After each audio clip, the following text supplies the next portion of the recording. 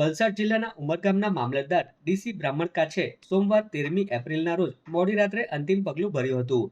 તેમણે ચાલતી ટ્રેન નીચે પડતું મૂકી આપઘાત કરી લીધો હોવાનું સામે આવ્યું છે. બનાવની જાણ થતાં જ રેલવે પોલીસ અને સ્થાનિક પોલીસનો કાફલો તાત્કાલિક ઘટના સ્થળે દોડી આવ્યો હતો અને તપાસ શરૂ કરી હતી. હાલ ચૂંટણીના માહોલમાં જ્યારે વહીવટી તંત્ર વ્યસ્ત છે ત્યારે મામલતદાર જેવા જવાબદાર પદ પર રહેલા અધિકારીએ શા માટે આપઘાત કર્યો તે પ્રશ્ન સૌને સતાવી રહ્યો છે. હાલ પોલીસે મૃતદેહનો કબજો મેળવી તેને પોસ્ટમોર્ટમ અર્થે ખસેડવાની તજવીજ હાથ ધરી છે.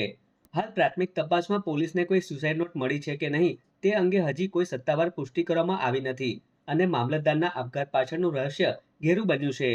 જ્યારે આ ઘટના બની એ માનવામાં પણ ન આવે એટલે આજના દિવસે અમે પરિવારને પણ આશ્વાસન આપી છે અને સદગત આત્માને ભગવાન ચીર શાંતિ આપે એ માટે અમે એમના નિવાસ સ્થાને જઈને એમની અંતિમ યાત્રામાં પણ અત્યારે સામેલ થયા છે. આ દુઃખની ઘડીમાં વહીવટીતંત્રના કલેક્ટર અને રેસિડેન્ટ કલેક્ટર અને જે પ્રાંત અધિકારીઓ કે બધા પોલીસના મિત્રો આજે એમના પરિવારને સાંત્વના આપવા માટે આજે ઉપસ્થિત રહ્યા છે અને આ દુઃખની ઘડીમાં અમે સૌ વહીવટીતંત્ર અને પદાધિકારીઓની ટીમ આ પરિવાર સાથે રહેવાની ખાતરી પણ આપીએ છીએ અને સદગત આત્માને પરમ શાંતિ મળે એવી પ્રાર્થના પણ કરીએ છીએ.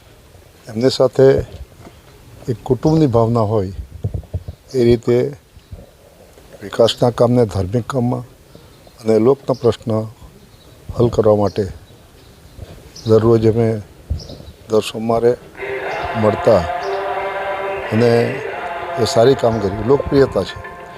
આખા ઉમરગામ તાલુકામાં અમારા સરપંચ હોય, તાલુકા પંચાયત સભ્ય હોય, જિલ્લા પંચાયત સભ્ય હોય, દરેક સાથે વ્યવહાર ખૂબ સુંદર સારો હતો. પણ આ જે ઘટના બની જાણી એ ખૂબ જ દુઃખદ ઘટના છે. એમના જીવનની અંદર આ એવો વિચાર ભક્તિભાવ જીવન હોય ત્યારે એવો વિચાર કેમ આવ્યો એ પણ અમને સમજાતું નથી અને એટલા માટે આજે અમારી વચ્ચે રહ્યા નથી. દલપતભાઈ પટેલ ભગવાનના ચરણે ચાલી ગયા છે. અમે શોકાંજલિ અર્પણ કરતાં ભાવભીનું શોકાંજલિ અર્પણ કરીએ છીએ.